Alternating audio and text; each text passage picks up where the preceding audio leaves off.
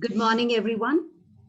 It gives me immense pleasure to welcome Honorable Vice Chairperson, Integral Education Society, Mrs. Anjali Jaipuria ma'am, our beloved Principal Pramni Chopra ma'am, Vice Principal Dr. Anupam Vidyarthi sir, Head of Academics and Innovation Archana Mishra ma'am, Headmistress Deepa Wahi ma'am, Academic Coordinator Dipti Avasthi ma'am, teachers and parents, to the annual presentation of the project on the great personalities who have raised universal consciousness. The lives of great men all remind us we can make our lives sublime, and departing, leave behind us footprints on the sands of time. These immortal lines by Henry Longfellow embody the very essence of our students' conscious effort to draw inspiration from the great men and women who have worked tirelessly for the betterment of the society and by doing so have raised universal consciousness of the nation as a whole. These role models strike a chord in young hearts and impressionable minds and make them understand that positive values can be lived each day, adding up to years that freeze in time for posterity.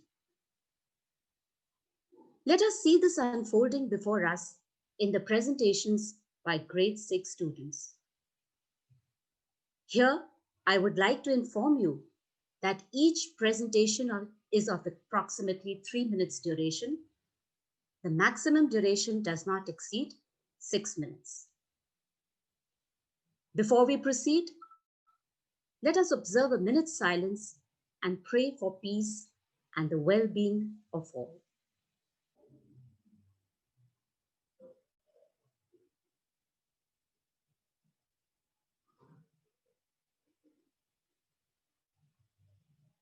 Now, I would invite Anaya to explain the project in greater detail. Over to you, Anaya.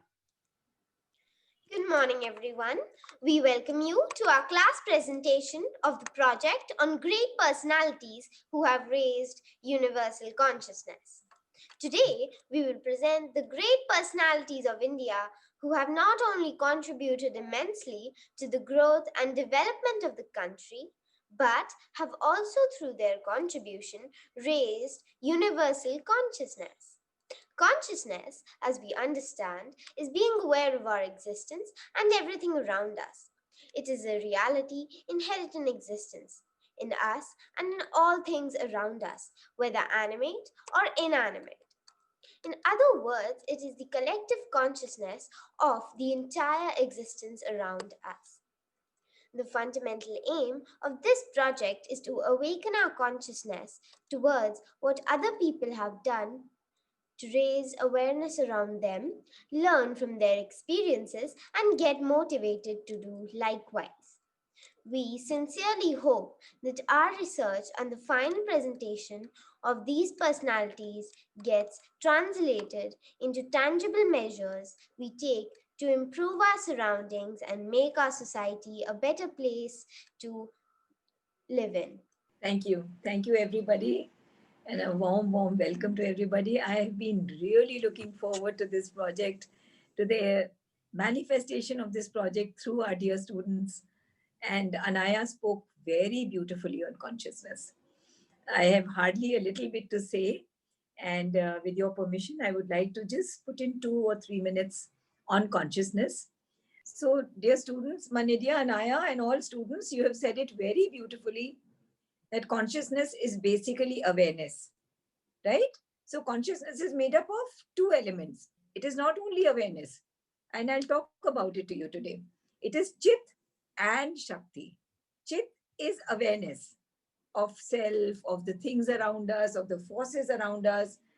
It is this awareness which tells me that I am, of course, this mind, of course, I'm this emotional being, of course, I'm this body, but I'm also the soul.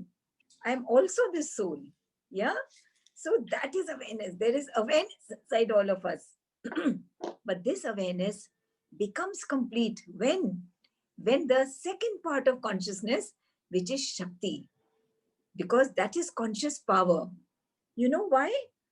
Conscious power is the force, the willpower, the dynamic, creative energy that we have inside us. Because, see, one may be aware of what is the right thing to do in life.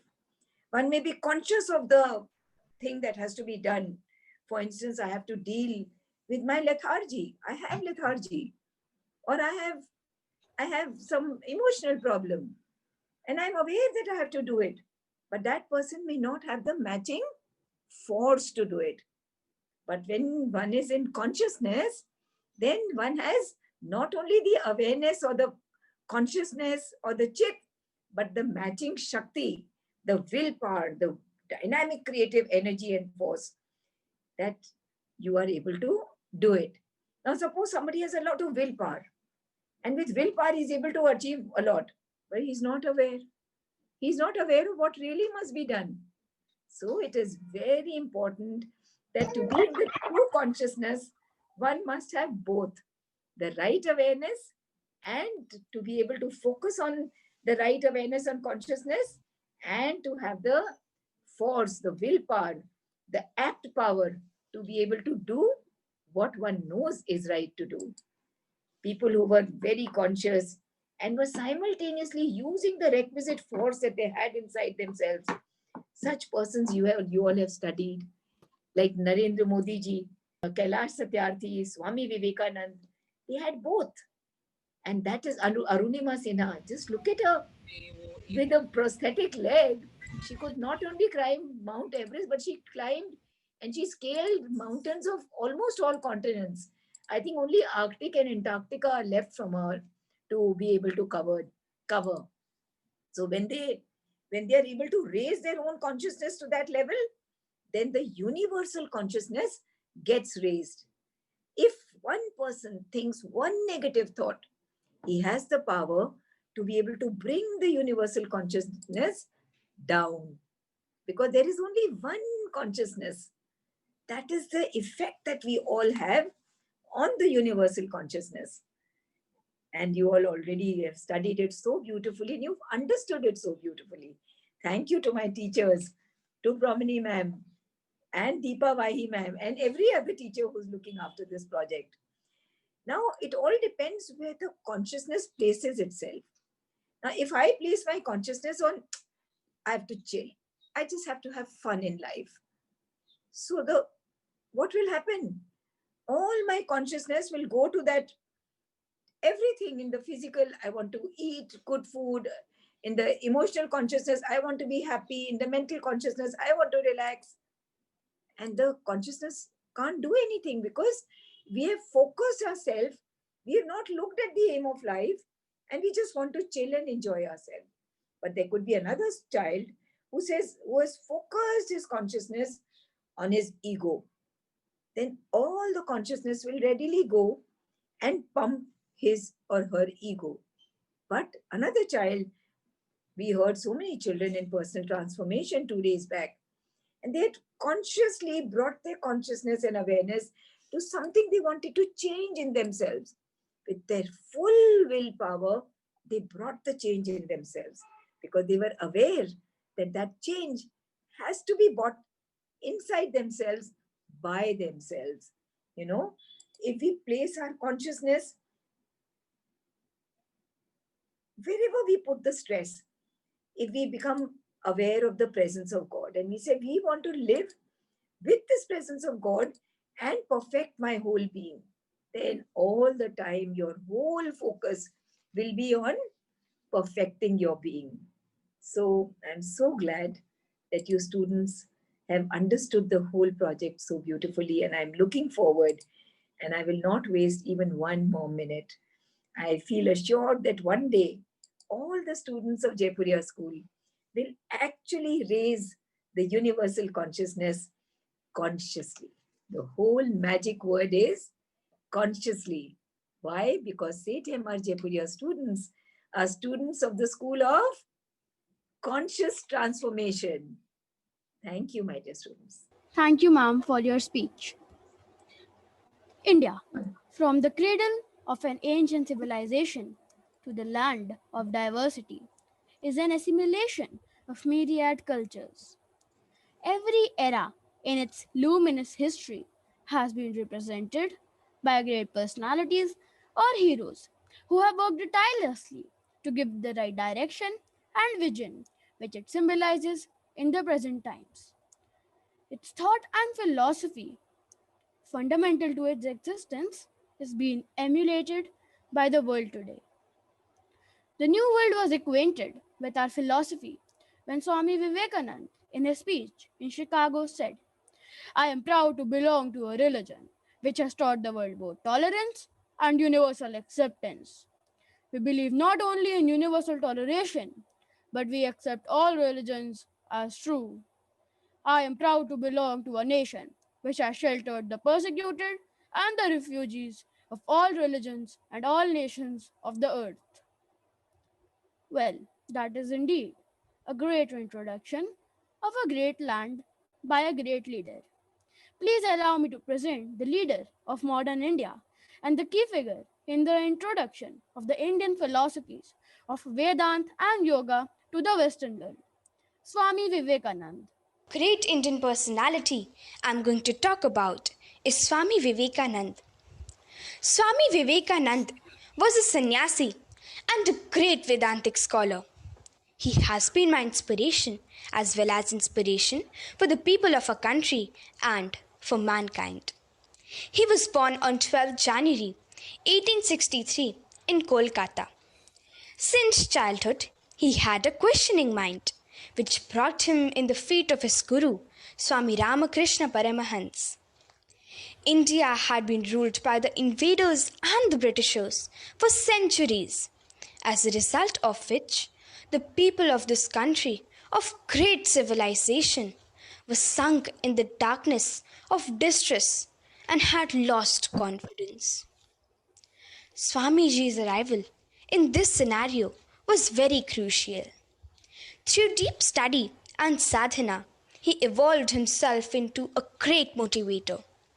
Every word uttered by him was such that the world was stunned by his knowledge and confidence in giving the message of universal oneness. This inspired and boosting confidence of the Indians where they could realize the greatness of our spiritual heritage and knowledge. This inspiration resulted in uplifting the confidence of the distressed countrymen and also resulted in the independence of our country. Swamiji has instilled confidence in me and has shown me the path of knowledge and belief that by effort and sadhana, an individual can evolve to such a level where he can inspire and boost confidence of the nation. Thank you.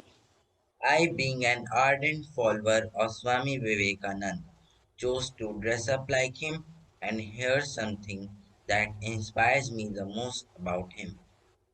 At the Parliament of Religions in Chicago in 1893, as soon as he addressed the gathering as Sisters and Brothers of America, he had struck a chord in their hearts. The effect was electric. His universal message thrilled everyone. Good morning, everyone. I am Anirvan Sanyal of Class 6 Deaf. For the project on people who have raised universal consciousness, the first name I thought of was Swami Vivekanand. I knew about some of his works, but when I researched more about his contributions on universal consciousness, I was amazed. He was not a monk who would only preach, he practiced the same. Right from his childhood, he used to meditate intensely. He was interested in finding the truth. Once in his village, a rumor spread that a ghost was living in a tree.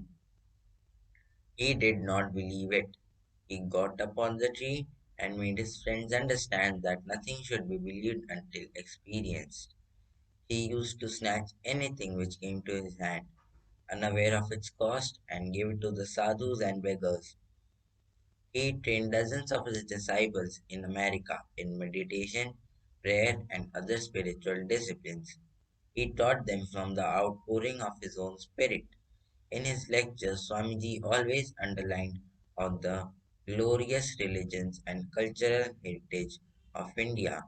He castigated the social evils that had crept into the Indian society and explained his own plan of action based upon the universal principles of Vedanta. He set up the Ramakrishna Mission and began service to the society in the fields of education and medical care, and to suffering humanity due to natural calamities like flood, downpour, fire, drought, etc. While plague was incurable, Swami Vivekananda said, service of man as God brings the same result by the ritual worship of God. In Kolkata, scores were dying of plague at that time. Everyone was dead scared of it. Swamiji, along with his brother monks, started attending on plague patients. He believed that it is self-defeating to ask anything in return of service. He preached, give and don't look back. The quote that inspired me is, looking back at what we left behind. It means that whatever we are doing, we should see does it do the good of others or the bad. These words have inspired me and moved me, and I shall try to inculcate these things gradually. Thank you. Swamiji had awakened our sleeping nation. Many in this country have been inspired by his message and have come forward to serve the motherland. He has invoked me to lead a modest life and devote myself to work and worship at the same time. I am impressed with his emphatic stress on the fact that one should not only do well in his studies but also give attention to the proper evolution of one's thoughts. Actions of the body, mind, and heart should be focused towards the well being of others. Anirban, this was very nice. Why it was very beautiful was that you could tell us how Swami Vivekananda inspired people. The main reason for doing this project is not to understand the history and geography of the person. It is to understand how, what did he do, and what happened. How did people get inspired? How did they raise the universal consciousness? And Anirban brought that forward, that he inspired me to do this, or he inspired the nation in this manner. So the very, very important part of this project is to explain, the student has to explain how that personality raised the bar of the universal consciousness, actually inspired others to move towards that direction where they had taken. Very nice, Anirban, and very good. I forget the first child's name who did Swami Vivekanand, but both of you were really, really good. Thank you, Anirvan, for your speech. This was really a wonderful presentation. Now, I would like Pratha to help us get acquainted with the next personality. This quote reminds me of the well known Deepa Malik, who spent her very difficult life on a wheelchair, but always with a smile on her face. Deepa Malik is the first Indian woman athlete to win a medal in Paralympic, determination and courage. A life on a wheelchair would be difficult to imagine, but she always says, "This wheelchair is my wheelchair that gives me the best direction and purpose in life." Let us now watch the video by Arush and Samriddhi. Deepa Malik, a Paralympian in the sport shot put, has proven that physical limitations cannot deter a strong mind. Very often we are bound by our own limitations. These become the borders in which we define ourselves. However, there are some tough souls who break these barriers and grow beyond their limitations. They do so with immense strength, dedication, and willpower. One of them is Deepa Malik. We are accustomed to the conventional way of thinking, aren't we? She isn't. Deepa Malik shed her inhibitions, shattered social taboos, and stood for herself in the most unique way possible. She may not be able to literally stand, but today she stood for all those who are physically disabled and those who are stuck in the limitations of their mind. In 1999, she was diagnosed with a spinal tumor. Even after undergoing 3 surgeries, she was left paralyzed from the waist down. Doctors said she won't be able to stand throughout her life. Everyone showed pity except Deepa. After the surgery, she was considered a living dead that can't be able to do anything in life. But that identity was not acceptable for her. She wanted to do something in that fragile body that can prove that she is happy with it and still has the power to fight against all odds. She handled the catering business for the next 7 years, and at the age of 36, she finally decided to pursue a career in sports. Today, she has got 58 national and 23 international medals on her name. Deepa Malik is a personality who has always proven to the world that nothing can stop you from chasing and achieving your dreams if you are focused and dedicated towards them. She had to fight a battle against all challenges in her life like a warrior. By doing this project and studying about Deepa Malik, I have learned that we should chase our dreams despite the hindrances and never stop. Many difficulties will come in our way, but we have to fight them and keep going on. Cheers to Deepa Malik. I am Samriddhi Maurya from class 6F. I have chosen Deepa Malik, the first Indian woman to win a medal in Paralympic Games, as the great personality who has inspired me a lot by her never stopping attitude. And on her, I have prepared a mock interview which I would like to present before you all. When doctors told you that after the operation you have below chest paralysis, how did you convince yourself to play sports? All I did was focus on my abilities beyond disabilities, picked up what I was left with, and celebrated life. I got reborn on my wheelchair, stronger and brighter in my new body, which gave me a purpose and direction in life. Please tell us about your aim for joining motorsports. Aim of joining motorsports was to spread awareness towards the fact that physically challenged individuals can obtain an official license and attain independence and self-reliance through driving. Do you think that now people's mindset has changed completely and they now treat the specially able people as to be one of us? Being honest, to be able to change the perception of our society and nation towards the abilities hidden in specially abled people, and also to motivate people with disabilities to start taking charge, to discover about their new bodies, their abilities, their potential, and not just sit back and wait for somebody to help you is difficult, but not impossible. And I know that soon everyone will treat physically challenged people like one of us. Actually, people like you are the inspiration to millions of people, and I know that in the coming future, many people like you will come up and hold the flag of India and the pride of India high. From this project, I learned that no one is disabled, but everyone is specially abled, and people with disabilities should be equally respected as we respect the other common people. I also learned that we should never give up even in tough times of life. We should face it and move on in life. Even if there are thousands of challenges in life, I will never give up and be the winner of future. Thank you. An embodiment of resilience, perseverance, patience, and extraordinary strength. Deepa Malik has forever raised the word impossible from my dictionary. She has raised universal consciousness by proving that never giving up is the way to cope with difficult situations of life. She has also taught us that disabilities come with great abilities. She has not only helped in elevating the respect of specially abled people in the eyes of the society, but also bloated their spirits to accomplish that seems to be beyond human reach. Thank you, Samriddhi. This inspirational video somehow goads me to change the age-old proverb, where there is a will, there is a way. Thank you, Pratha. Sundarlal Bahuguna is one of the great personalities. He helps to ignite our spirits to succeed in the goal of preserving the gift of nature that we still have.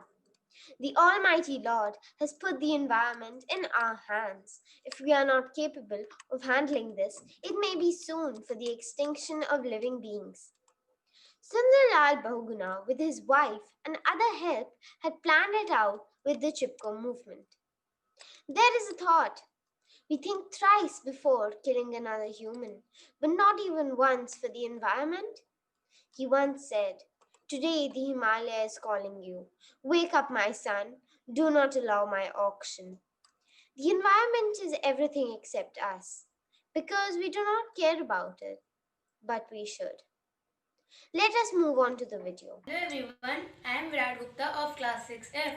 Today I am going to present a small skit in which I am playing the role of my idol Sundar Lal Bahuguna.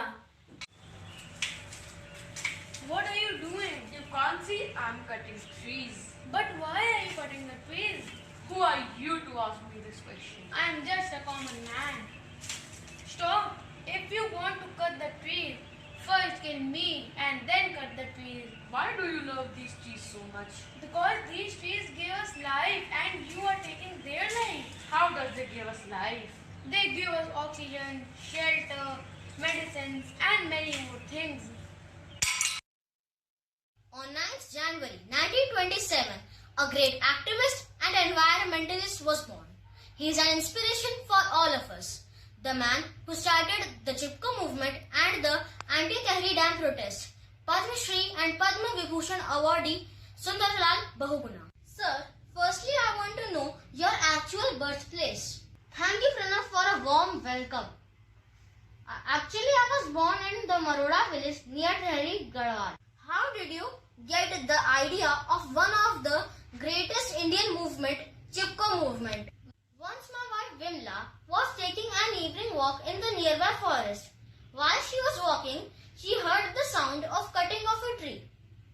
By the scene, she was taken aback and told me about that situation.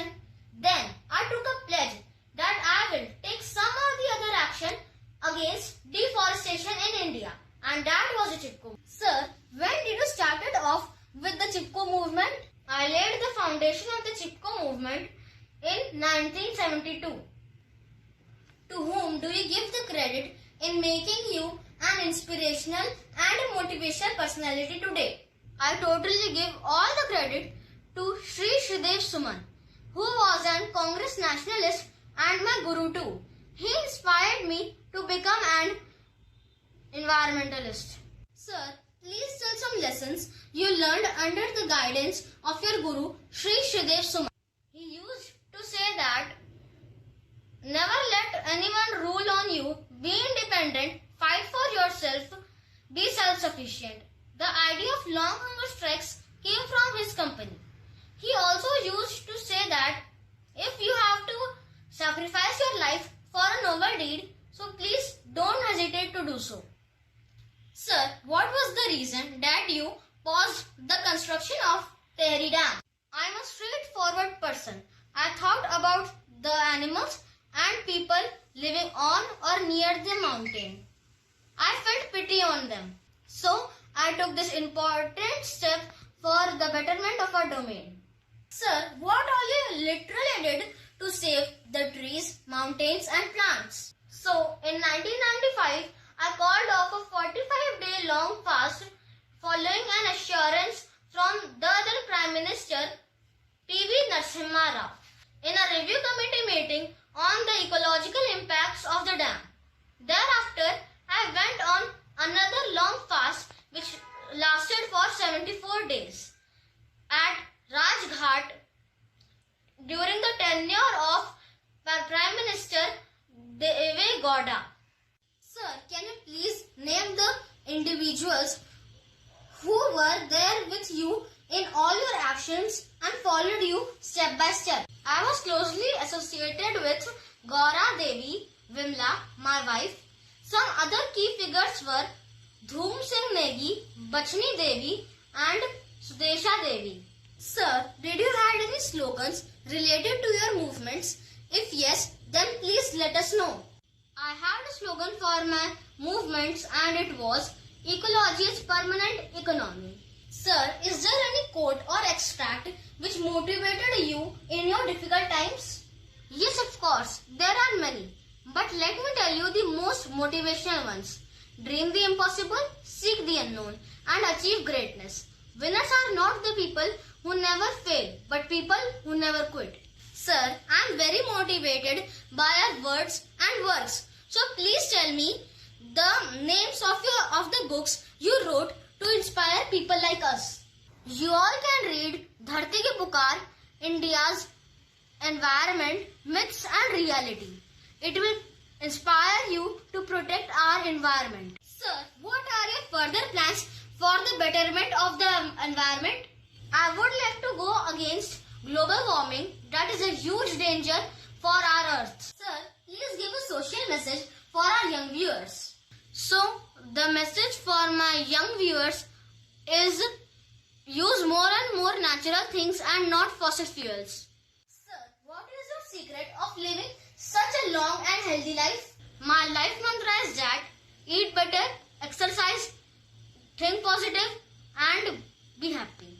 Sir, you have done a phenomenal job towards our environment. The thing which I liked the most is that you're never quitting and never giving up spirit in difficult times.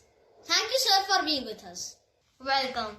Sundarlal Bahuguna has inspired me to the extent that I have started incorporating with the environment as an inseparable part of my being. Cutting off a tree is the most painful sight for me. The pain felt by me is equivalent to an organ cut from my body. I pledge for my entire lifespan that I would plant at least 5 saplings on my birthday every year. Moreover, I would spread awareness amongst my family members, neighbors to use less automobiles for short distances. I will support the companies that committed to reduce deforestation. Furthermore, I would like to request all of you present here to take some small measures to save our nature. Being the new generation, we should not only show our responsibility towards our mother nature, but also implement it wholeheartedly. Pranav, excellent. I mean, Thank you, really, ma'am. you have been thoroughly inspired, and we can see that your consciousness for sure has been raised by Sundar Bahuguna ji. And you are going to be the center which is going to bring about this change in many, many more people in your life. That's quite evident. Wonderful work. Thank you so much. Thank you, Virat and Pranav, for enlightening us about Sundarlal Bahuguna. Now, over to you, Orko. Thank you, Anaya. Our next great personality is Swapna Augustine. You must have heard this saying, if your determination is strong enough, no obstacle can be an impediment to your progress. This is the chief motto of many great leaders. It is also the best reference of Swapna Augustine's road to success. I am sure you're burning with curiosity to know more about her. So, without further delay, let me welcome our friend Advita to enlighten us more about this great artist who never gave up.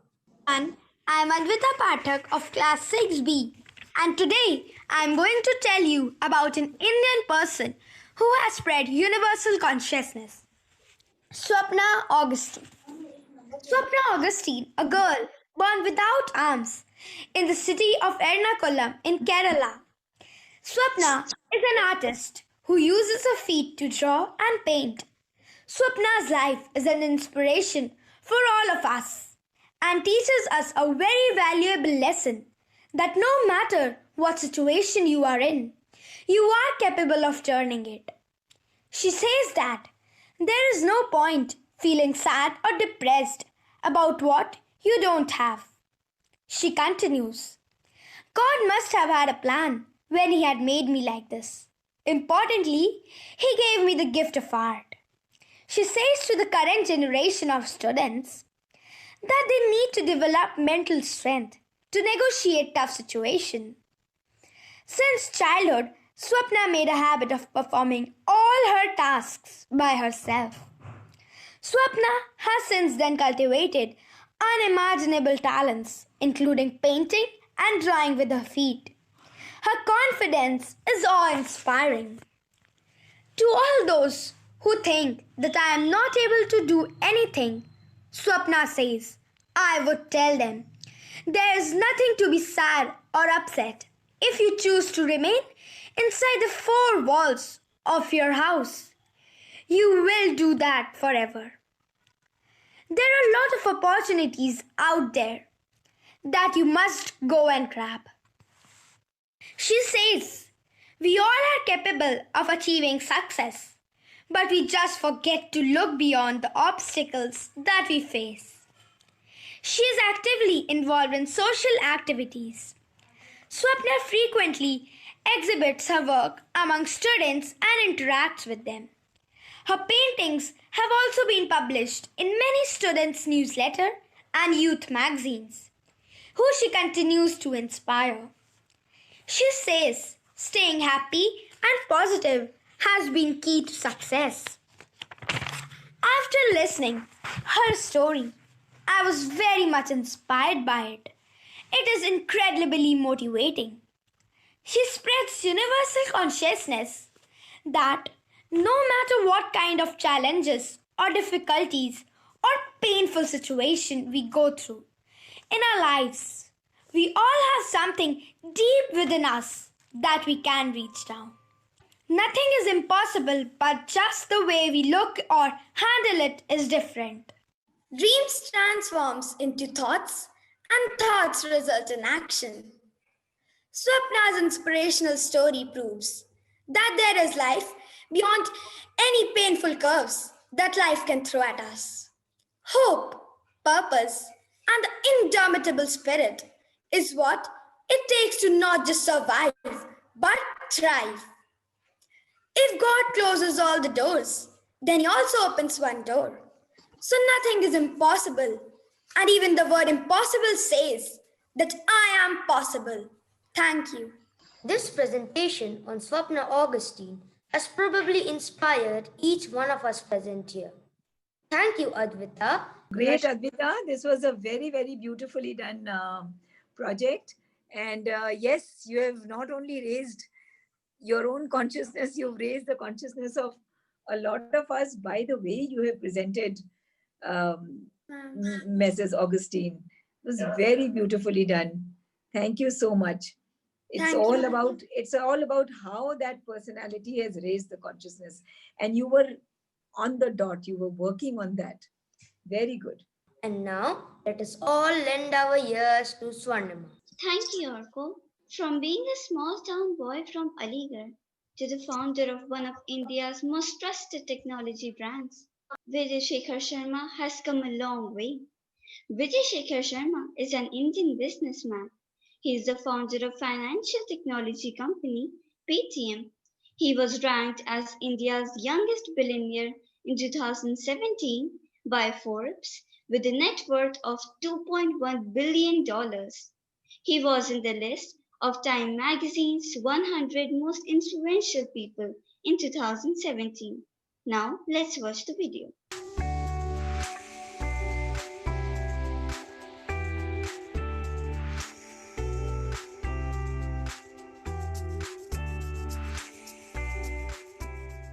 A man who walked past failures to catch a steady success. Vijay Shekhar Sharma, the founder and CEO of Paytm. So as we all know, Paytm is a really very famous company. But have you ever thought who is the man behind it? Well, it's Vijay Shekhar Sharma. In this time of pandemic, we are able to do cashless payments through Paytm, which allows us to have no contact with a person. And it also somehow keeps us safe. Paytm also had a very massive impact on digital India. It was not easy for him to build this huge empire. There have been many issues in his life, and I am going to talk about the one which has inspired me a lot.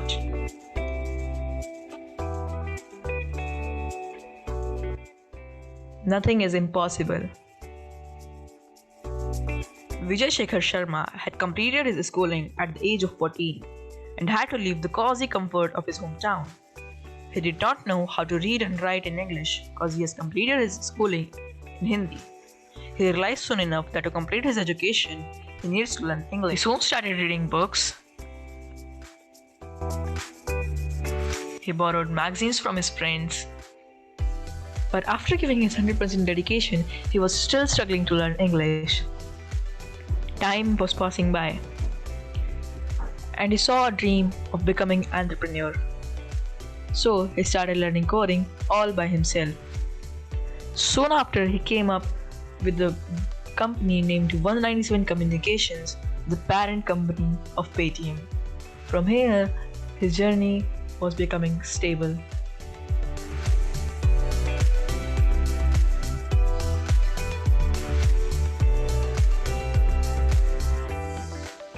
Things took to a better turn when he began 197 Communications, the parent company of Paytm.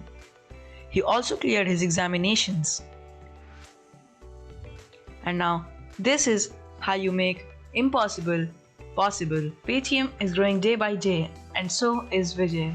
And ever since then, there has been no looking back for Paytm and Vijay.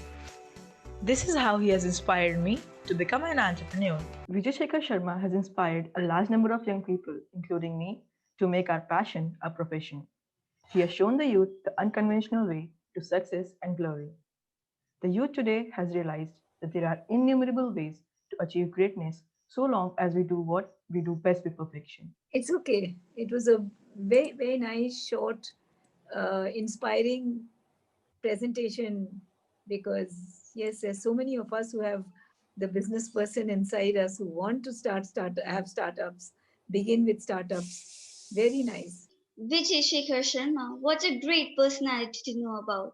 Our thanks, Kshitij, for such a memorable presentation.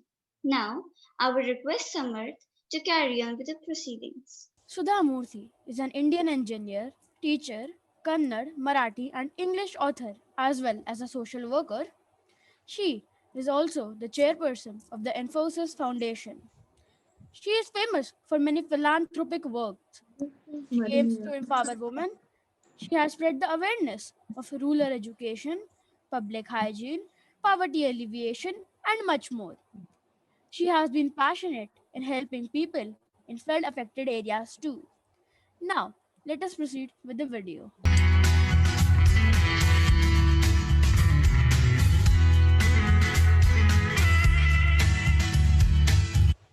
Sudha Murthy's foundation educates and helps a lot of people.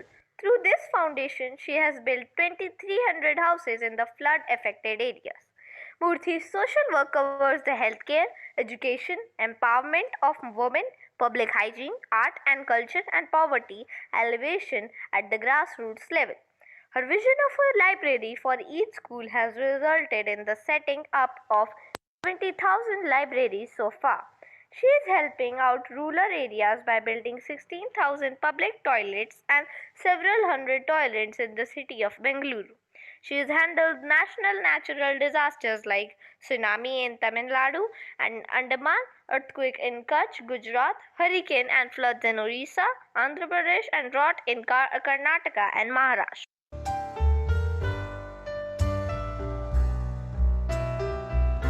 What inspired you to contribute towards the welfare of the society? My 15-year-old daughter, Akshita, used to read and write on behalf of a blind child named Anand Shah. At that time, I was a professor at the Bengaluru University. I asked her whether she wants to sponsor the examination. She disagreed as she doesn't get pocket money and remarked, "Amma, you're a well-read, well-traveled, educated lady. If you do not do any social work, you don't have any right to talk about social work to anyone." This incident triggered my heart. This small remark was clouded in my head and mind unless I started working for the downtrodden people. What, according to you, is charity?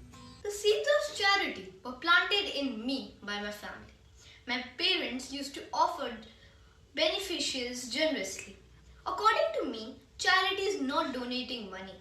Rather, charity is what could empower and improve the nation and its people. For me, donating 100 crore is not more valuable than teaching 100 children. We heard that you're extremely passionate about your work of helping and educating the poverty-stricken. Tell us something about it. One big thing that astonishes people about me is that I don't need any holiday on Sunday, because what we do on a holiday is enjoyment, and my work is my biggest source of enjoyment and happiness. I believe that one must believe in one's strength, weaknesses, and one's way of thinking to accomplish one's goal. Do you think that serving the nation has to be the responsibility of only army men? No, absolutely not. Serving does not lie to be an army man. You serve your country by bringing a change in people's life, improving their conditions, and making them self-sufficient. I'm a huge country lover. My passion is to only serve my country and by bringing change in people's life.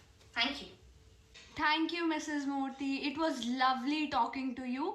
We had a great time, and thanks a lot for encouraging us and empowering us, and also telling us that sharing is caring and helping people is the only boon we can give to them. Indeed, it was a pleasure. Thank you. The most important lesson that we learned from my chosen personality, Sudha Murthy, is that sharing is truly caring.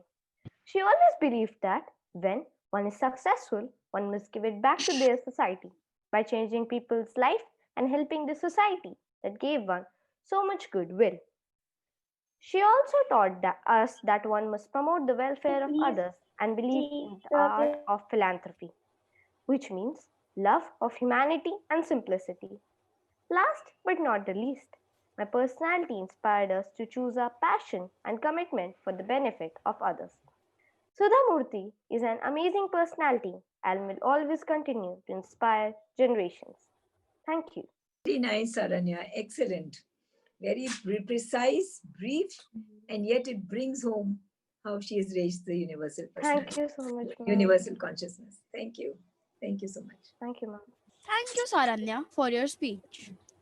Truly, it's her passion and commitment to using what she has been blessed with for the benefit of others that keeps Sudha Murthy ticking.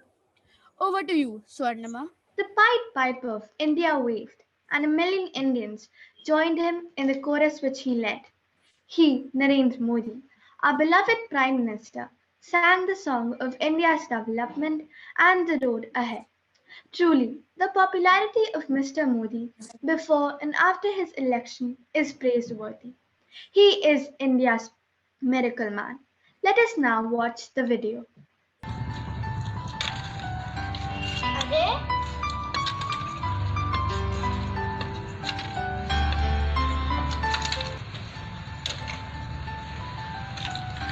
भाई कूड़ा ऐसे कैसे फेंक सकता है?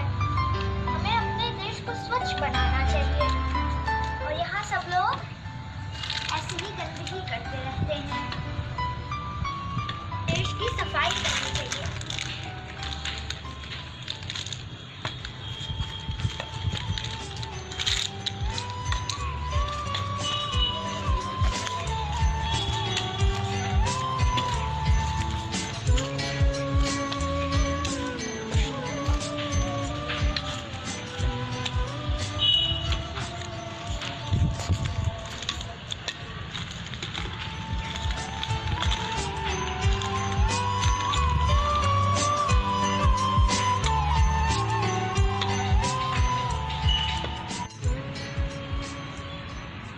Sanitation is more important than independence. Swachh Bharat, Swasth Bharat. Jai Hind. Are we conscious about the cleanliness and hygiene? This question arose in the mind of Mr. Narendra Modi. Born to a Gujarati family, Modi helped his father sell tea as a child. And now he is helping billions of Indians build consciousness. Major contributions are Swachh Bharat Abhiyan, implementation of GST, push for yoga, digital India, etc. The one which filled me with awareness was Swachh Bharat Abhiyan. Swachh Bharat Abhiyan is a nationwide cleanliness drive. It aims to get rid of poor sanitation and clean up the streets of cities and towns, thus inspiring health and hygiene. There are some major initiatives taken by Mr. Narendra Modi to raise universal consciousness towards cleanliness. He himself picked up the broom to clean the dirt at Mandir Marg police station. He invited some selected public figures to join the Swachh Bharat Abhiyan, like Kiran Bedi, former IPS officer, Baba Ramdev, yoga guru, Akshay Kumar, actor, Shekhar Gorera, cartoonist, etc.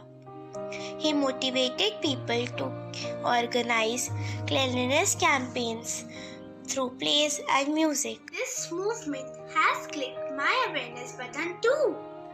So I have decided to do my bit.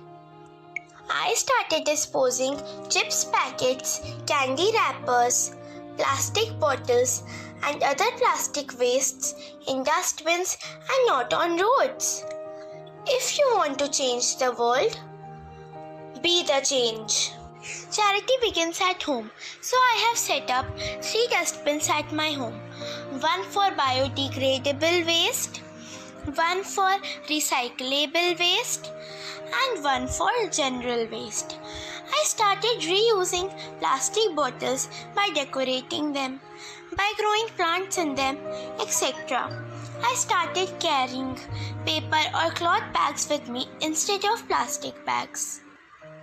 I even advised my housemates to build toilets in their own houses. During this corona pandemic, it is much more advisable to keep surroundings clean. Last but not the least, being consistent is my goal and I stick to this habit of mine. So, come on, let's join our hands together and make our India clean India and green India.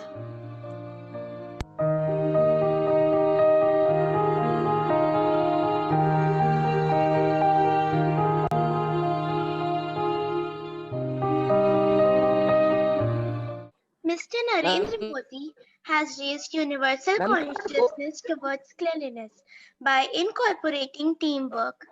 A single person cannot bring a huge change, so he involved eminent personalities who in turn motivated other sections of society. Teamwork divides our labor, and we learn from our teammates. Apart from this, he believed that targeting small issues like sanitation could bring a drastic progress in the country. In the end, I would say the idea of Satyam Shivam Sundaram prevailed, which was extremely gratifying. Thank you. Shivakshi, it was a very well made video with all those effects of writing, and you used many effects in the video, also increasing your talent. One more skill is being developed, that is of videography. Now, regarding disposal of waste, I just wanted to share something that we do at our place, that even the recyclable waste, I divide into 4 bins. So I have a bin for metal, a bin for glass, a bin for plastic, and a bin for paper. And that really helps, because when there are people, actually there's a company who comes and collects these 4 separately. So it just helps those people who have to sit down and segregate the recyclable waste. Since we can't take out 4 different bins, we can keep 4 different bins for the recyclable waste. That was one suggestion. And the other suggestion was where you said, I use paper bags or cloth bags. How about just changing to only cloth bags? Because paper, for making paper, we have to cut trees, right? So let us become a little more, you're already so conscious, become a little more conscious and use more cloth bags and less paper bags. And of course, as far as possible, no plastic bags. Yes. Thank you so much, Shivakshi. Very good. Thank you. Thank you, ma'am. Thank you, Shivakshi. The father of our nation emphasized a great deal on keeping the country clean. Our Prime Minister, Mr. Modi, has led the torch of keeping our country clean. Modi ji has motivated us to keep our environment and surroundings clean by the means of Swachh Bharat Abhiyan. He gave the mantra of Na Gandagi Karenge, Na Karne Denge. Many people joined him in the initiative. He has indeed motivated us by the Swachh Bharat Abhiyan. As Swachh और स्वस्थ होगा तभी तो आगे बढ़ेगा India. I request Orko to introduce the next personality. Thank you, Swarnima. Our next great hero is Neil Ghosh. As you have realized by now, that today's session is very different. We Jaipurians are sharing with you the biographies of such unsung heroes who have devoted their lives to the poor and the downtrodden. My friend Shashank is going to share with us the story of such a personality who is the Robin Hood of the 21st century. He believes that by serving mankind, one can serve God. Good morning to one and all present here. I am Shashank Chave and I study in class 6F. The personality that has inspired me is Mr. Neil Ghosh. Hunger is a crisis that has almost 1 billion people in its grip. Hunger kills more people each year than malaria and terrorism combined. Every 10 seconds, a child dies because of hunger. 1 in every 8 people sleeps hungry in the world each night. 1/3 of the food produced around the world is never consumed. But to resolve this problem, the Robin Hood Army was created. Mr. Neil Ghosh is the founder and the leader of the Robin Hood Army. The Robin Hood Army is a volunteer-based, zero-funds organization that works to get surplus food from restaurants and community to serve the less fortunate people. Their local chapters are run by friends and colleagues who hope to create a difference in their own unique way. For example, the restaurants in the neighborhood Green Park will contribute to the homeless of the locality through volunteers who live in the Green Park. Their Robins are largely students and young working professionals. Everyone does this kind work in their free time. The lesser fortunate sections of the society they serve include homeless families, orphanages, old age homes, and patients from public hospitals. By the following method, they have served over 60 million people around the world. The motive of the army is to beat global hunger and bring out the best of humanity using food as a medium. The idea is to create self-sustained chapters across the world who will look after their local community and in the process inspire people around us to give it back to those who need it most. By the following kind work of the Robin Hood Army, I have been inspired to save food and serve the less fortunate people. Today, we all should also take an oath to not waste food and take the necessary amount of food in our plate. Serve people, serve God. Thank you. Feeding people is the kindest act that any human can perform. No wonder Neil Ghosh has touched the hearts of millions. To emulate his large-hearted act is the least one can do to serve humanity. Let us all resolve to take a step ahead and not allow anyone sleep empty stomach. Very good. Very good. Short, precise, and to the point. Thank you, ma'am. Thank you so much. Thank you. Thank you, Shashank. If even a fraction of India's population follows Neil Ghosh's footsteps, I am very sure that no soul will sleep without having their meal. Now, Asmita, I hand over the mic to you. Thank you, Orko. The destiny of our country has been shaped by an array of historical events and the foresight of great leaders of their times, who were undaunted by the challenges that lay in the path of progress of a country. It takes courage to break free from the shackles of social inequality.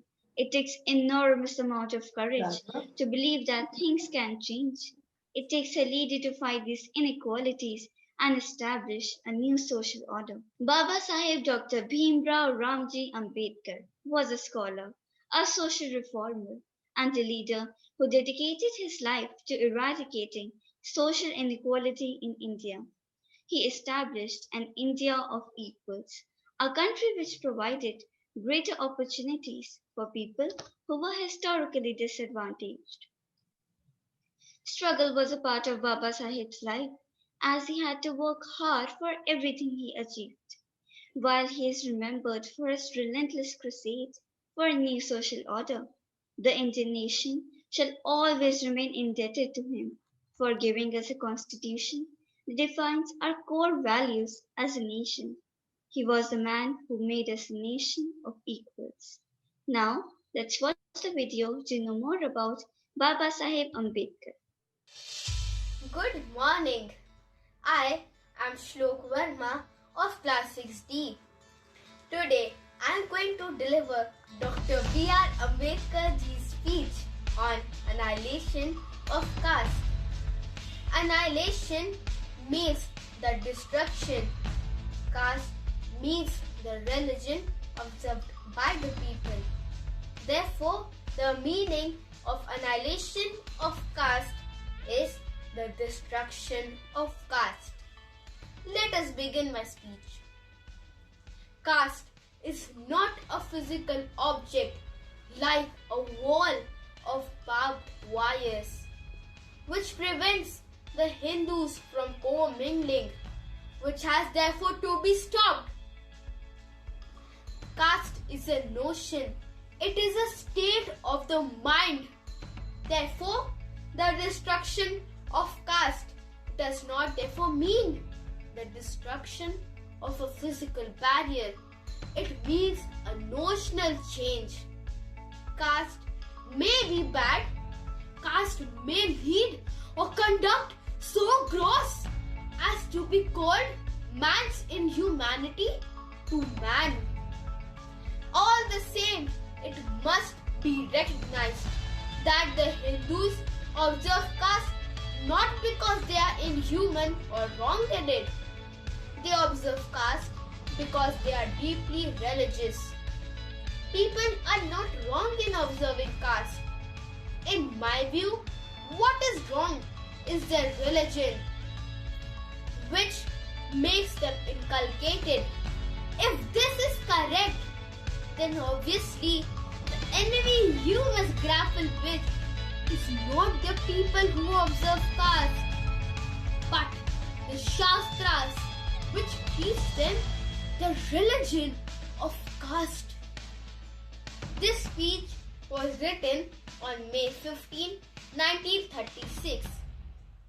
The values that I learned from this speech are: Dr. B.R. Ambedkar was very confident in his ideas. Second, he didn't ever give up on his difficulties he faced in his life. And third, his consciousness towards his environment.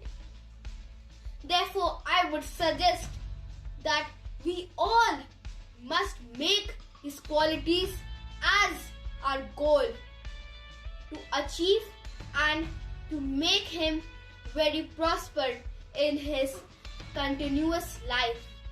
Thank you.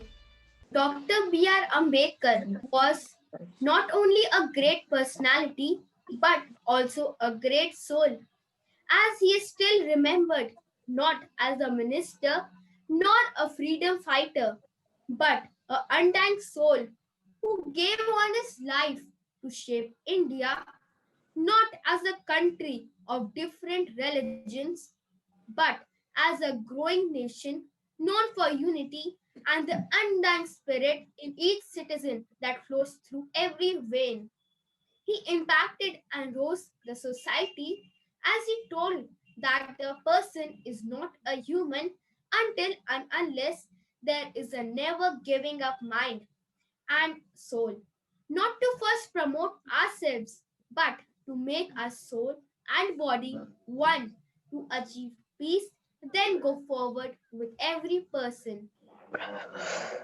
Okay, Shlok, this was a very good presentation because you brought forward that very important point about caste system. Do I have 1 minute to just tell you about the caste system, how it originated, and what was the real point behind it? The why caste system was introduced, because we must not throw the baby with the bath. It has come to a wrong understanding, and it has divided our society into 4 different castes born, which have the Brahmins mostly, they started this whole system that you can only be a Brahmin if you're born in it, and you're Shudra. If you're born in a Shudra family, all your children after that will be Shudra. This was not why it was started. It was started because each one of us have all the 4 personalities within us. What are the 4 personalities? Which are the 4 houses of our school? Wisdom, which is Brahmanhood. And who is the goddess of wisdom? Maheshwari herself. Then all of us have strength within us. right? Strength is Kshatriya. And who is the goddess of these? This is Mahakali, the strength, heroism. Then there is Vaishya, harmony, interchange, exchange of love, goodness, sweetness. That is Mahalakshmi. And the fourth, last but not the least, is the Kshudra, perfection of the little skills of life. And that is the house of perfection. And who is the goddess? Mahasaraswati. All four of us, all of us, each one of us in the world, in the whole universe, has all the four qualities. At the time when you're in school and you want to study more, get more knowledge and more wisdom, your Brahman aspect is more predominant. So you can say at this point, I'm a Brahmin. Now people like Kailash Satyarthi, who's fighting to save girls and save people from the wrong hands of society, which is the most predominant force in them? Which force is it? It is strength. It is the Kshatriya in him, which is predominant. So it doesn't mean that he doesn't have the inclination towards Brahmin, towards the studying of the scriptures, towards understanding God, towards understanding one's own soul. He has that also, but he is predominantly at present a Kshatriya. Maybe later on in his life, he chooses that now I want to study the scriptures, and he hands this work over to someone who's doing it well. So all the four personalities inside, they are all inside us, because these are the four Shaktis: Maheshwari, Mahakali, Mahalakshmi, Mahasaraswati. These four Shaktis are present in all of us. And there can be, one can be predominant at some time, the other can be predominant at another time. The work that we have all through our life is to be able to carve these four personalities consciously and grow these four personalities inside us. All right? Someday we will understand what is heroism. We will understand that someday in the light of Sri Aurobindo. Thank you so much, Shlok. Very nice. Very well done. Thank you. Thank you, ma'am. Thank you, ma'am, for acknowledging us about the caste system. And Shlok, there cannot be a better representation of a legendary figure like Baba Sahib Ambedkar. I am sure this will leave an everlasting impact on our minds. Now, I will request Orgo to introduce the next personality. Thank you, Asmita. My next story is indeed cut out for a Bollywood blockbuster. He was a small town boy who devoted his entire life to educate the underprivileged students who dream big and have the equal potential and right to do so. Now, I invite my friend Aryan to elaborate on the enchanting life of Anand Kumar, the math wizard. Good morning, everyone. I am Aryan Bansal of class 6C. I am presenting the personality Mr. Anand Kumar, who raised universal consciousness by educating unprivileged children. Good morning, everyone. Today we have Mr. Anand Kumar with us, the founder of Super 30 coaching program. As we all know that he is not only a great teacher but also a social worker who educated poor children selflessly. Let's talk to him about what he achieved and how has he reached so far. Meet the Superman behind the Super 30. Sir, how did this idea of Super 30 came to your mind? Being a street vendor and belonging from a very poor family, nothing could stop me from dreaming big. I've always believed that education alone can bring liberation in the country. My weak background couldn't support my aim, but I never wanted this to happen to any other child who has such aspiration. What motivates you and who do you consider as your idol? I consider that your situation motivates you the best. I have always taken it upon me and made myself up for every challenge that I came across. Also, the smile on the face of my students has been a constant reminder to push myself up to the limits. I idolize Sir Ramanujan and Sir Isaac Newton. We have heard that your organization does not take any financial support from any outside sources such as government or private companies. So how do you manage to run such an organization? Yes, we never request money from the government or private companies. We are a joint family where we all give tuitions and my brother takes care of the management. We have never taken money as the basis of our work or vision. For us, goal. What are your opinions on the present education system of India? The current education system of our country is evolving at a very fast pace, but there is a huge gap in the teaching of government institutes and the level of competitive exams. I feel that someone has to fill that gap. I feel that the rich can afford the costly institutes, but the poor cannot. The costly institutes should not be shut because they are also providing us education, but the solution is to provide better education in the government institutes, and we should also check on the corruption and commercialization of the Indian education system. What advice would you want to give to the youth of India? What are the different strategies that can help a student with his academics? In my opinion, the current generation is far better and updated than us. They understand the trend in a better way, and I feel that using this to their advantage can yield them victory in all fields.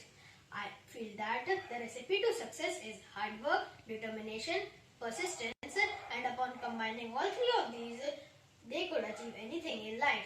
At last, I want to say that the sky is the limit for them. Thank you. Thank you. Born in a poor family, Anand Kumar had no support to bear the hefty dues. Though he faced financial problems, he decided to start Super 30 coaching program so as to teach poor children who could not afford the costly institutes.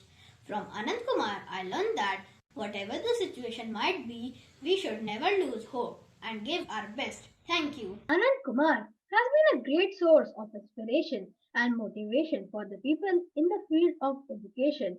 He has undertaken a mammoth task of spreading the fire of education, which is certainly not easy. We ought to emulate his actions instilled in our beings, the spirit that he possesses, to bring about a metamorphosis in the society. Thank you. Excellent, excellent, Aryan. Very nice. Just a short interview is able to bring home so much to the audience. Excellent. Have you met some of the children of Navsrijan? Yes, ma'am. Yeah, we just hope someday we will also be able to open a Super 30 for them in Lucknow. We can Yes, all ma'am. pray for it, huh? Yeah. Ma'am, we all should pay for it. Yes. And we all can, even if we support one child, and take their education forward. How nice we'll feel, na? Yes, We have brought this child up from such poverty that they are facing. From there, now they've started speaking such wonderful English. They're dancing, singing, chanting, and performing so well in all competitions. They are winning. They are being able to beat good schools of Lucknow and UP and India. Yes, So, ma'am, because knowledge only grows by sharing. yes, absolutely, Aryan. So let us think about how we can bring about a change in even one child who's right next door to us in Navsrijan. Okay, think about it if it makes you all feel like doing something. Okay, Thank you, ma'am. Thank you, Aryan. Excellent. I think these interviews are coming out very well. Thank you. I am confident that even if some of us follow his path, India will be a great country having many ignited minds. Now, I request Saranya to carry on with the proceedings. India is not just the land of great philosophers, but also great warriors has been the subject of ballads and legends. These brave hearts have protected our borders and territories till their last breath in order to ensure that its people lead a safe and secure life. One such brave heart was Rani Lakshmi Bai. Our salutations to this great personality. Let's now watch the video. Happiness often sneaks in through a door you didn't know you left open. A very pleasant morning to one and all present here. I am Pratha Sri Vishain from grade 6B, and today I am going to present my project on the topic Personalities who have raised universal consciousness. The first thing that comes to our mind when we talk about consciousness is, what is consciousness? Consciousness is being aware of our surroundings as well as our internal and external existence. Rather than that, consciousness also means being enlightened and having a perception for certain things. What is universal consciousness? To see consciousness in its purity is to experience what is universal consciousness.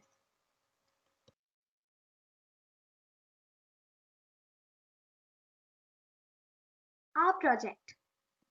There have been many famous personalities who inspire us each day of our lives. Not only Indian, but also from other countries and origins. Every individual should learn something or the other from what they experienced and how they achieved universal consciousness.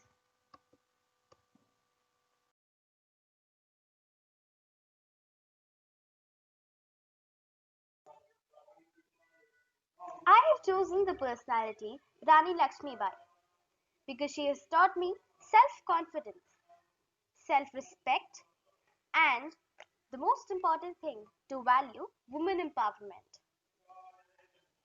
Rani Lakshmibai, the Queen of Jhansi, was an Indian queen of the Maratha princely state of Jhansi in North India, currently present in Jhansi district in Uttar Pradesh. She was one of the leading figures of the Indian Rebellion of 1857 and became a symbol of resistance to the British Raj for Indian nationalists.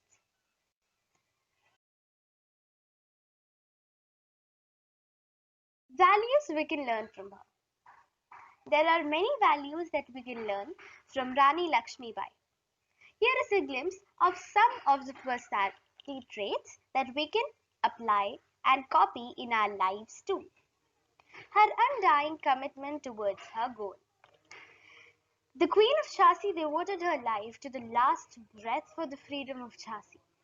She trained over 14,000 troops and prepared for a war of epic proportions with the British Army, which was led by Major General Hugh Ross. The second personality trait that we can learn is her sense of flexibility as a leader. Many people don't know, but before entering into a battle with the British rulers, she wrote several letters, not only one, but several letters to the British officials that pointed that she tried to convince them to avoid bloodshed. And this advice is also given by the father of our nation, Mohandas Karamchand Gandhi. This trait showed her leadership skills and flexibility in approach to find a solution. But even when she knew the war was inevitable, she recruited and created all fears over army military.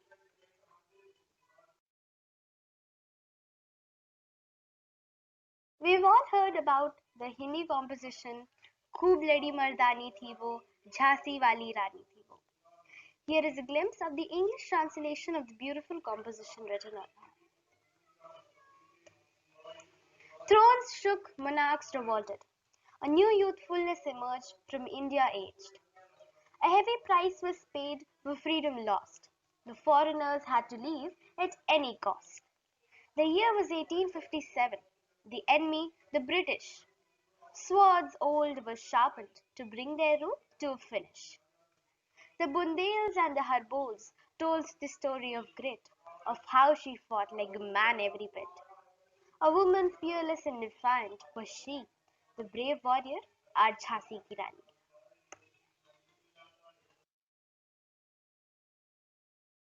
Before ending, I would like to quote Henry Wadsworth Longfellow. Great is the art of beginning, but greater is the art of ending. I hope you enjoyed my presentation. Thank you. Rani Lakshmi Bai not only emboldened and inspired me, but also many people across India. She was a queen and could adore all the luxuries she had.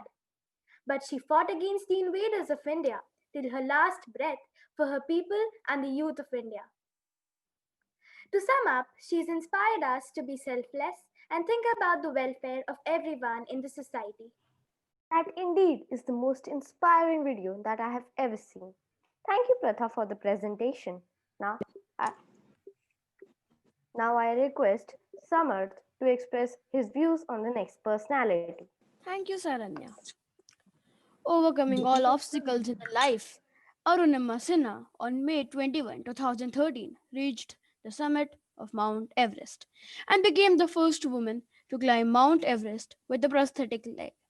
She also climbed Mount Kilimanjaro, Mount Elbrus, and Mount Vinson with the same leg. She truly is an inspiration for several people to awake the consciousness inside them. Now, let us watch the video. 3. The personality chosen by me is Arunima Sinha. A will finds a way. Arunima Sinha crossed all hurdles and stood triumphantly over the highest peak of the world, Mount Everest. Arunima Sinha, a national volleyball player, boarded the Padmavat Express on 12 April 2011. The day changed her life.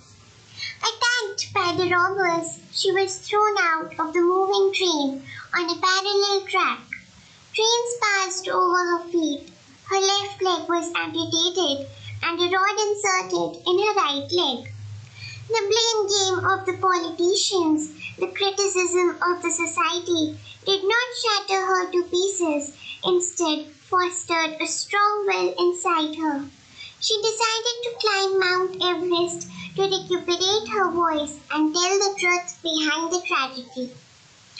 On May 21st, 2013, at 10:55 am, was the glorious day when the world saw the determination of an amputee. She reached the summit of Mount Everest. Arunima Sinha is a source of inspiration. She showed the world that nothing is impossible if one strives wholeheartedly for it. Life is not a bed of roses. It's full of challenges and obstacles. But with a strong will, one can overcome all the difficulties that cross the way.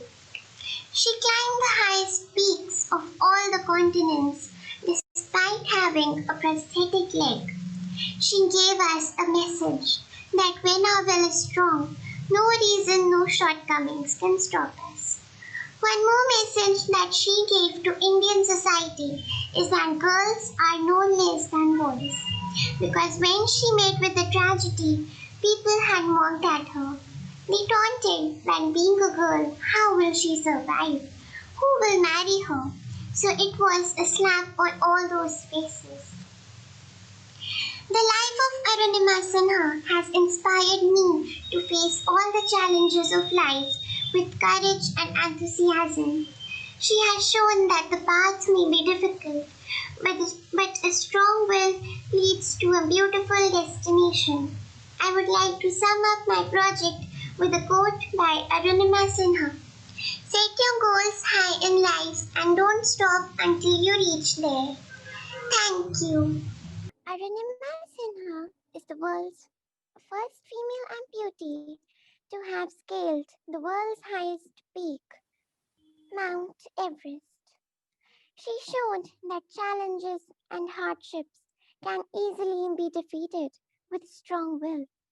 It is this will which helps one to overcome all odds of life. Very inspiring, Rennie. Excellently done. And it has inspired me and all of us. Thank you, Rennie. Very good. Thank you, Rini, for your speech. This was really a glorious representation of Arunima Sinha. Now, I would like Saranya to get us familiarized with the next personality. Thank you so much. Kailash Satyarthi, a human rights activist from India, has been at the forefront of the global movement to end child slavery and exploitation since 1980. He gave up a lucrative career as an electrical engineer to initiate a crusade against child servitude and started the Global March movement. I now request Aradhya to deliver her speech on Kailash Satyarthi. Good afternoon to one and all present here. I am Aradhya Shri Srivastav of Class 6G, and today I am going to present a speech before you all. Kailash Satyarthi is an Indian social reformer who campaigns against child labor in India and advocated the universal right to education. He started the Bachpan Bachao Andolan and saved more than 87,000 children from exploitation and developed a successful model for their education and rehabilitation in the mainstream society. His contribution towards the removal of child abuse was noticed and he was awarded by the Nobel Prize in 2014. Kailash Satyarthi organized the Global March Against Child Labor across 103 countries in 1998 with 7.2 million people and 28,000 civil society organizations participating. He also started the Bal Mitra Gram program to create child-friendly villages. This idea is adapted by 300 villages till now. In this way, Kailash Satyarthi has raised universal consciousness all around the world. I am impressed by the work done by Kailash Satyarthi to stop the abuse of child labor. He has raised universal consciousness in me that I need to stop the abuse of child labor whenever I see children working or when they are being abused. Kailash Satyarthi has become a role model for many like me. We have become more sensitive towards the innumerable cases of child abuse all around us.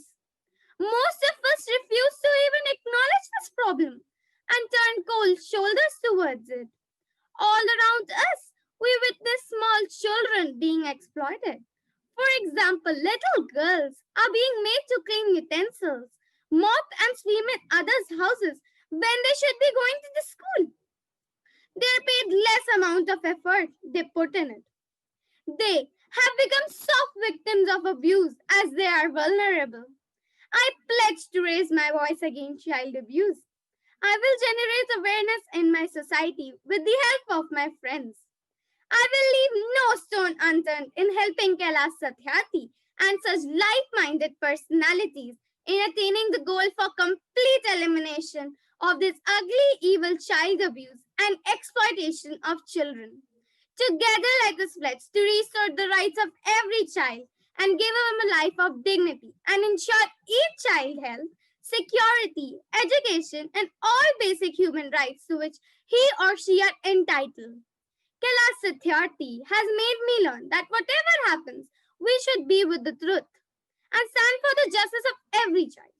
I've also learned the importance of freedom of every child and also that every child is being educated and live a life of comfort. He is truly an inspiration for me, who has told me that everybody in this world needs a peaceful life. I'm impressed from his lines. Every single minute matters, every single child matters, and every single childhood matters. Thank you. Aradhya, this was so beautiful because there was so much inspiration inside you. You've really been inspired. Your consciousness has actually been raised by Kailash Satyarthi ji and the work that he has done. There was a lot of, there was so much motivation and so much vigor in your speech. Very good. Excellent. Thank you, ma'am. Very nice. The purpose of the project is solved when I see such beautiful presentations. Very nice. Thank you. Thank you, ma'am. Thank you, Aradhya, for enlightening us on this great personality. We must thank people like Kailash Satyarthi, who are solemnly working for the upliftment of the innocent lives. Pratha, I think it will be a pleasure for you to acquaint us with the next personality. Thank you, Saranya. Jacki Vasudev, often referred to as Sadhguru, is an Indian yogi, mystic, poet, and New York Times best-selling author. He earned a bachelor's degree from the University of Mysore and has been teaching yoga in southern India since 1982. Now, I would like you all to pay attention to the video made by Anushka. People who have raised universal consciousness. Greetings to everyone. Today, I'm going to be sharing with you about a man who has raised universal consciousness, Jagadish Vasudev, famously known as Sadhguru. He is an Indian author and yogi. He has written many books. He has also met many famous from all around the world because of his educational and meaningful talks. He has shared knowledge globally by using social media platforms. He has been through a very rough time when his body was going weak, and also during that period of time, his wife passed away. But he never gave up and continued to motivate people and bring humanity and cultures back to the world. He has gained most of his knowledge from books and encourages me to read. He has also won Padma Vibhushan Award. He has also been recognized by our Prime Minister Narendra Modi. He has inspired me to take care of my surroundings, be aware, serve God, and never give up. By his speeches, his advices have changed several lives globally. He shows us that there might be many difficulties and challenges that we will face in life, but we must serve Mother Earth and play a role in saving the universe and never give up. He has a huge impact on people. He talks about major problems that people face. He talks about myths but explains them in science. His knowledge and how he succeeds makes people believe in themselves and motivate themselves about everything is possible, and the key to success is hard work. A few quotes by Sadhguru. Consciousness is the source of who we are. Our thoughts, intentions, and actions are a consequence of that. The more you become conscious of your actions, the more you gain control over what happens within you and, to a larger extent, around you.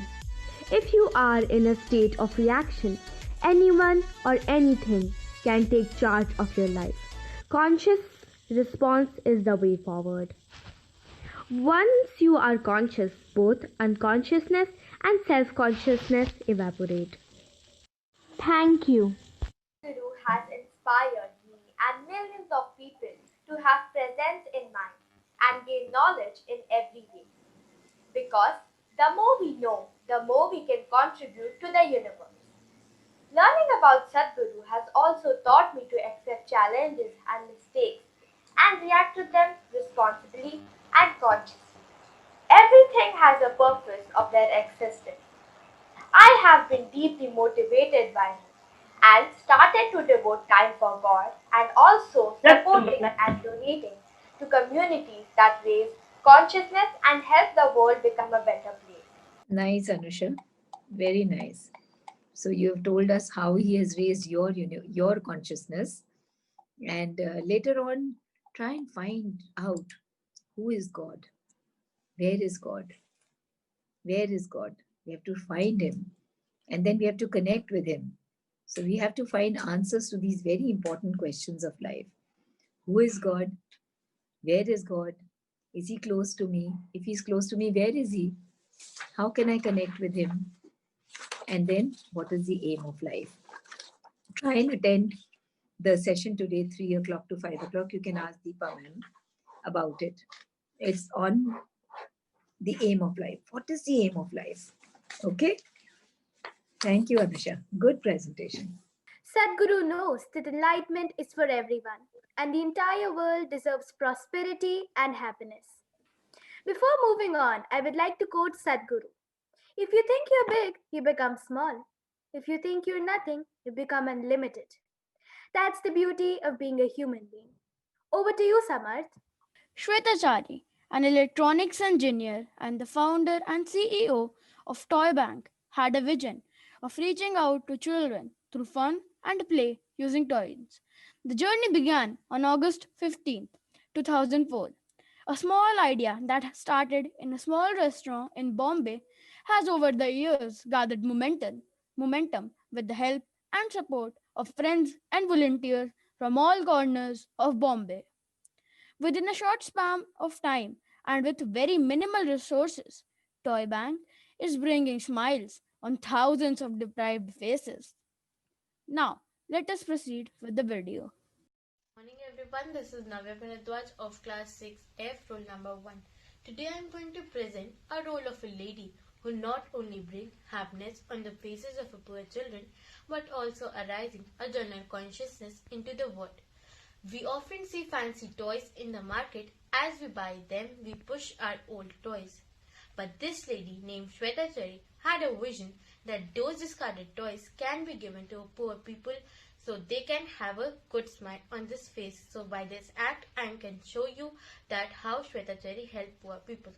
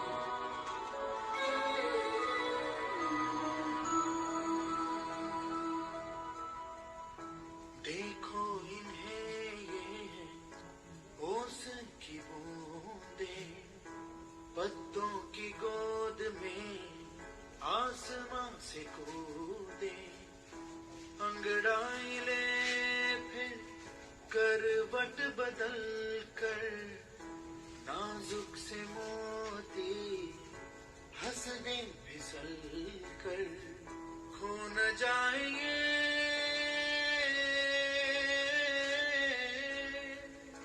तारे जमीन पर।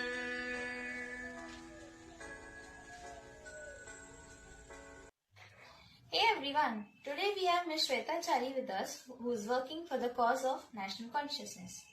Good morning, ma'am. Good morning. Ma'am, can you give us a glimpse of your work? I believe that life is a wonderful gift of nature that we can realize with the help of sharing and giving. God, the Almighty, can be witnessed in the smile of innocent faces. In our homes, in some corner, packed in cardboard boxes, are toys that are unused or less bothered. Have you ever thought that the toys that are unused and less bothered can bring joy in the life of children who had no toys to play with? So let us take them out of the boxes, wrap them up and send them across the toy banks, which aim to bring smile on thousands of deprived faces. Ma'am, from where did you got the idea of doing this kind of work? In India, the large population of children live invisible lives, whether they live or not. It hardly bothers us as there are so many of them. The cold attitude shook me up and a deep desire to bring sustainable change led me to establish toy banks where unprivileged kids will be empowered by toys. I and my team volunteers started gathering toys from the children who did not use them or that the toys were less botheredly kept at their homes. This seems to be simple toy gifting idea, but it is a enormous mental, emotional and creative development. Ma'am, can you tell us an initiative that took place during this initiative?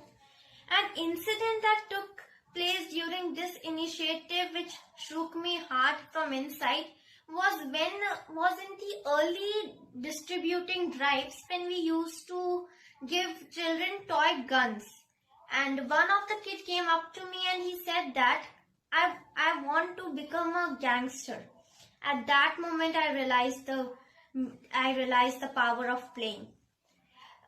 So we should always, it is important to be responsible while you are giving children something. Ma'am, what message would you like to convey to people? I would like to convey that every child has a right to play. So if a child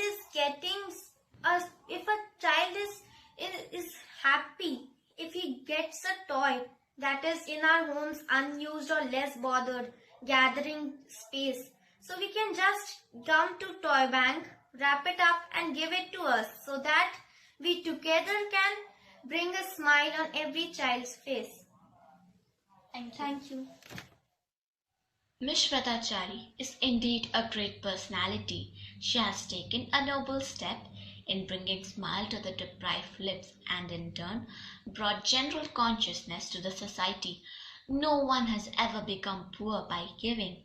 It is not just about donating the toys, but Ms. Shweta Chari has also taught us that we should give the best of what is with us because they should also live a life of abundance. Thank you. Shweta Chari is one who, with her relentless effort, has been constantly trying to bridge the gap between the haves and the have-nots.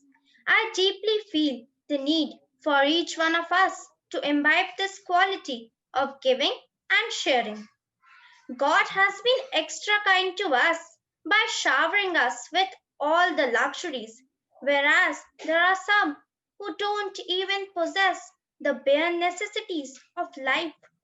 What if all of us resolve to share the pleasure of giving and spread this consciousness far and wide? Great work, Tanisha. I also Thank you. didn't know about. I also did not know about Shweta Chari and the toy bank, and it's a wonderful information for me. Now, how about you motivating SMRJ students to start? How about you taking up a drive to motivate the students of our school? We have 4,200 students, to motivate them to donate their toys to Toy Bank. That would be like, I've also done something. Yeah.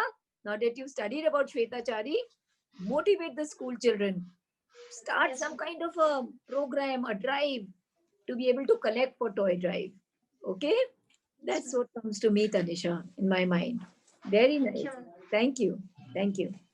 Thank you, Tanisha, for your speech. What a wonderful idea by Shweta Chari. With this, we have come to the end of the program. Now, I would invite Pratha for the vote of thanks. Thank you, Samarth. I'm immensely grateful for all the presentations that provide intensive that not only motivates the Jaipurians but also every Indian. They have proved that motivation is something that cannot be understood with words but with practice. The project Personalities Who Have Raised Universal Consciousness has helped all of us to learn various moral values from eminent personalities. I would like to exhibit my warm appreciation to our Vice Chairperson, Anjali Jaipuria ma'am, for encouraging us to find the hidden talent within all of us. Her dynamic and divine personality always nourishes every Jaipurian to pursue their dreams. I would thank her to take out time from her busy schedule and grace the occasion. I would like to express my sincere gratitude to our beloved principal, Pramini ma'am, to provide this platform to us. She's always been a source of stimulus and determination for every Jaipurian. Finding a teacher like her is finding a friend as well as a mentor. I would also like to thank our Head of Academics and Innovations, Archana ma'am, Headmistress Deepa ma'am, and Academic Coordinator Deepti ma'am for their succor and motivation that always gives us spirit to never give up and believe in ourselves. I also would thank Nabita ma'am, Rashmi ma'am, Vaneja ma'am, Preeti ma'am, Nikita ma'am, Madhvi ma'am, and Rashika ma'am, who always focus on our improvements, which is indeed a blessing. There is no real ending. It is just the place where you stop your story. Now I invite our respected Vice Chairperson, Anjali Jaipuria ma'am, and our Principal, Pramini ma'am, to give us their valuable feedbacks and suggestions. Well, I have hardly anything to say except a great salute to the teachers who have carried this project forward, and my gratitude to the students who have understood the project, that we do not have to focus on the history and geography of the personality chosen. What is important is to see how that personality has motivated, how that personality has raised the universal consciousness, or how that personality has motivated you. And it has been done to a great extent very beautifully. The interviews and the presentations were all very beautiful, very pinpointed and precise. Just 3 minutes, to be able to put so much into 3 minutes is also a big art. It's a skill to be able to be precise and so pointed. Very, very good. Thank you. Now I would like you all to try and do what you have been motivated to learn, what you've been motivated to raise, how you've been motivated to raise universal consciousness. Now bring that about, a small change in your society, a small change, but whatever motivation you've received, that would really live with you for all times to come. You may forget this presentation when you're older, but when you have effected that change in your life, around you, that will remain with you as a change that has come within you. And when one person has changed, the center of consciousness you become the center of consciousness and you're able to affect the people around you. You're able to raise their consciousness later on in life. So try and bring about that change. Thank you. Thank you so much, everybody. Heartfelt gratitude to you, Anjali ma'am, for introducing all these projects in middle school and for bringing this project for class 6 students.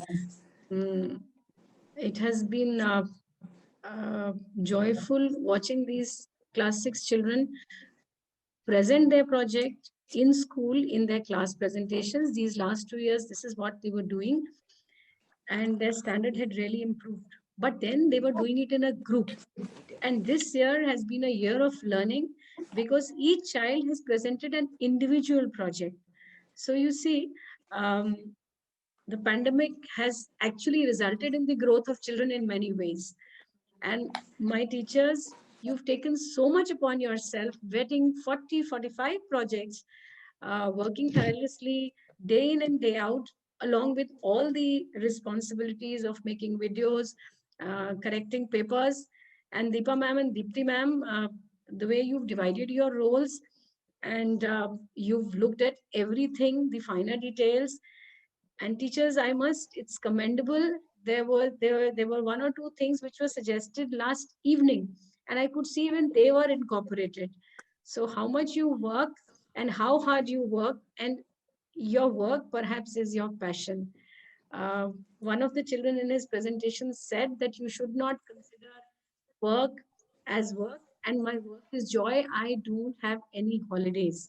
So, you know, this is probably somewhere Jaipuria is different. Jaipuria teachers are different because for them, it is work all along and it is the joy in that work. Another reason for which I must commend all the teachers and all the children is the wide range of personalities that you've chosen. We've had environmentalists, social workers, entrepreneurs, people who are so sensitive that they could perceive the society. There are many people who need food or who need toys, and through that we spread joy. So it is also reduce, recycle, reuse. So you go into that fundamental also, and through this project you could understand all that. So definitely your consciousness has raised, but don't leave it here. There is much, much more. And I have absolutely no doubt that if you do the class 7 project and class 8 project with this much zeal, well, you will create ripples in the society through your raised consciousness. There is nothing which can prevent you. And there were people who work, who have that indomitable spirit, that determination, the grit, the foot artist you spoke about. Arunima Sinha, you spoke about her. Just look at the kind of people they are. I'm truly grateful to each one of you, every teacher, each of the parents and the children for making this possible and for staying with us. But again, just as Anjali ma'am has said, you know, you need to understand and you need to see how you're going to take this learning into our Navsrijan children. What are you going to do for them? And what are you going to do for the society? Each one of you has to understand the primary responsibility towards the environment and towards the society. It was, one of you said, look back. When you look back, you understand what you've given to the society through your action. So it's very essential to analyze our actions. You may build your thoughts. You may give wings to your dreams. But when you do that, do not leave people behind. Do not leave people behind. And from Modi ji, you definitely learn that collaboration. He's developed that culture. So I'm sure each one of you is going to emerge as such a leader who's going to take people with you, who will be environmentally conscious, who will understand the responsibility that each one of us has towards the society. Thank you so much. Infinite gratitude to everyone. And thank you so much, Anjali ma'am. I know it was difficult for you, yet you spent from 10:30 to 12:30, almost 2 hours. I know how much you have on your plate. So my regards for you. If you had not begun by explaining consciousness that way, we've preserved that video. We'll show it to you again, children, and to all the teachers also. what you spoke today. Thank you, ma'am. Thank you, Anjali ma'am and Promni ma'am, for your kind words. James Allen said, and I quote, "No duty is more urgent than giving thanks." This is indeed the most opportune time to thank each one present here. First and foremost, I would like to express my gratitude to the visionary behind our project, who is, of course, none other than our beloved Vice Chairperson, Mrs. Anjali Jaipuria, ma'am. My immense gratitude to you, ma'am, for providing our children an opportunity to know, understand, and delve deeper into the real meaning of consciousness. My sincere thanks to our principal, ma'am, Promni Chopra, whose direction and constant guidance has been instrumental in chiseling the project. In furthering this project, we received tremendous help from our academic head, Mrs. Archana Mishra, our headmistress, Mrs. Deepa Wahi, our academic coordinator, Mrs. Deepti Awasthi. I would also like to thank my colleagues, without whose help this program would not have been possible. This project brought the children closer to the teacher, which was extremely important, especially in the period of pandemic. Though challenging, it was exciting for all of us to work on the digital platform. Dear parents, I would like to add here that all children cooperated and did wonderfully well in accordance with their capacity and capability. However, due to paucity of time and a few more constraints, we could just present before you only a fraction of their superb work. I am sure you will understand our limitations. Thank you, my dear children, for your contribution, and I sincerely hope that this has been a great learning experience for you all in this new scenario. This reminds me what Lord Buddha has said.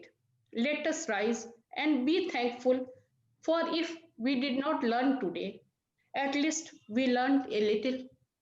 With this great thought, I thank all of you once again for sparing your precious time to inspire and motivate the children in this initiative. Thank you all. My infinite gratitudes are definitely there for Anjali ma'am and Promini ma'am, but today my gratitude goes more for my rock stars and especially the team of teachers, ma'am, and the kind of rock solid support they have given me in doing this and executing this program is really highly appreciated, ma'am. And infinite gratitude to all of you. Thank you so much. Thank you, Anjali ma'am. Thank you, Promini ma'am. You are really day by day I'm learning so much. I'm feeling a change in myself. Thank you so much, ma'am. Wonderful. Thank you so much, Thank Deepa. you, ma'am. Thank you. It's Thank it's you like so a much, dream ma'am. come. It's like a dream come true. You know, the way the projects are being done. I mean, of course they were being done, but there's more and more. They've been chiseled more and more towards perfection, and that really makes my dream come true. And I feel very happy. Do introduce the concept of Chit and Shakti both. That consciousness is not only awareness. Consciousness is awareness with the willpower. Many people are aware, but they don't have the willpower. They don't even have the willpower to get up in the morning and move their body and make their body healthy consciously. So to be able to introduce both the concepts to understand consciousness. Yeah. Thank you. Beautifully done. Excellent. Thank you, ma'am. Thank you so much. Before we get into silence, I must commend all the comparers. Beginning with Pritija ma'am, Orko, Swarnima, Asmita, Pratha, you doubled your roles. You presented and you were also there as comparers. And if I've missed out anyone, Aryan, great job. Great job, the way you wove everything into place. Commendable. Very beautifully done. Our Hindi teacher who spoke in English, what is her name? Nabita ma'am. Nabita ma'am. Everybody should be clapping for her. Thank you, ma'am. Perfect Thank you. pronunciation, perfect vote of thanks. Very good. We should invite her to give more votes of thanks in English. Thank you. Thank you, ma'am. Excellent, Nabita ma'am. Thank you, ma'am. Thank you. Thank you. 30-second silence. Everybody. Yeah.